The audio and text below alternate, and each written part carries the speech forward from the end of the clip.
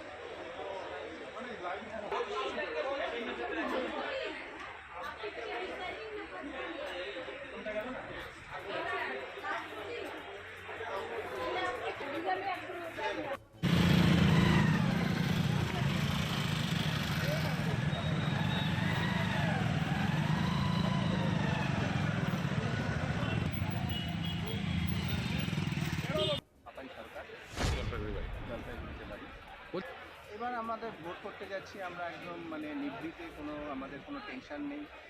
এত ভালো সমস্ত ব্যবস্থাপনা, আমরা সত্যিই খুব খুশি। কমিশনকে ধন্যবাদ। কমিশনকে তার জন্য অনেক অনেক ধন্যবাদ। আর এবার নিয়ে 15 বছর ইলেকশন ডিউটি চলছে, সেরকম পরিস্থিতি কোনোবার তৈরি হয়নি, কিন্তু প্রতিবারই একটা টেনশন নিয়ে ভোট করতে যেতাম যে কী হবে। এবার কিন্তু সেই টেনশনটা আমাদের একেবারেই নেই। নিরাপদে যাচ্ছে। হ্যাঁ, নিরাপত্তা বাহিনী এত দিয়ে দেওয়া হয়েছে এবার, যে যার জন্য আমরা একদম নিভৃতে নির্ভয়ে করতে পারি। এখানে আমাদের মেশিন খুলে চেকিংয়ের কোনো ব্যাপার নেই। আমরা একবারে মক্কলের আগে গিয়ে আমরা মেশিন খুলে অন করে তারপরে যা করার। সেটাও সুবিধা হয়েছে। হ্যাঁ, এটাও সুবিধা হয়েছে।